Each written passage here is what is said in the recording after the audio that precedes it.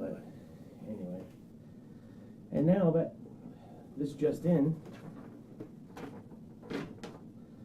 the Senate voted 68 to 31 on Thursday to cut off filibuster by a group of Republicans led by Tea Party favorite Rand Paul from Kentucky, Mike Lee from Utah, and Ted Cruz from Texas. This filibuster was to block new debate on gun safety. Gun safety. Those are their words, not mine. Actually, prepared.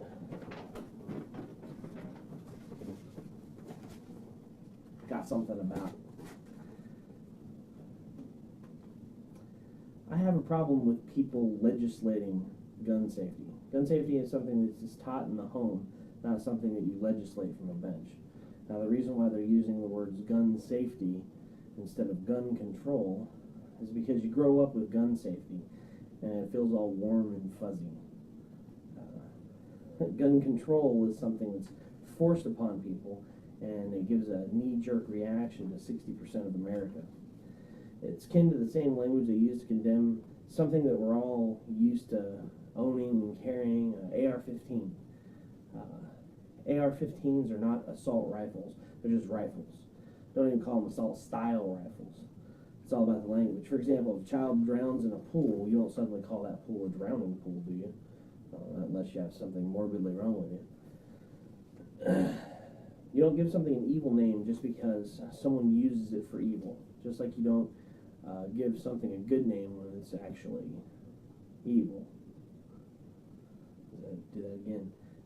Just like you don't give something a good name when it's actually evil. Gun safety is inherently good. It teaches us responsibility. It's how we teach our children responsibility. I'm not saying it's the only thing that teaches us responsibility, but it is one of the tools that we use. Should be on the same list for your family as things like power tool safety or knowledge of food allergies or vehicle safety. Don't make it a bigger deal than it is. Just make sure you clearly cover it. Now I'm in the school of thought that you should always be concealed carrying.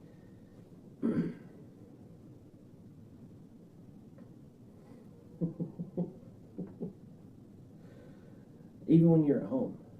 Just recently here in Texas, one of our counties, both the DA and the ADA were killed within 2 months of each other. Most recently it was the DA and his wife.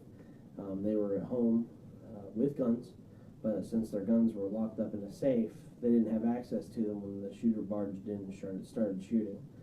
This is an example of bad gun safety, or poor gun safety, in my personal opinion. It's a tragedy, but it could have been solved if they had better gun safety in their house. Is it a tragedy when a child accidentally gets their hands on a firearm because it's not secure and someone loses their life? Absolutely. But is it any less of a tragedy when an older married couple loses their lives due to the fact that they couldn't readily access their firearms? No, it's still a heartbreaking tragedy. According to Wikipedia, gun safety is a collection of rules and recommendations that can be applied when possessing, storing, and handling firearms. The purpose of gun safety is to eliminate or minimize the risk of unintentional death, injury, or damage caused by improper possession, storage, or handling of firearms. So gun safety is something that's taught, not a law to be forced on everyone. The NRA has 3 rules for gun safety. Number 1 is always to keep the gun pointed in the safe direction. Number 2, always keep your finger off the trigger until ready to shoot. It's a decent one. Number 3, always keep the gun unloaded until ready to use. Now, I disagree with number 3 because an unloaded gun is a paperweight. But those are examples of gun safety. Gun control, what they're actually talking about in Washington, D.C., is not gun safety at all. Though we all warm and fuzzy, many politicians are talking about gun safety. I'm not saying that their end game is to take all our guns, but I think their end game is to take all our guns. It's been big tobacco. Good night.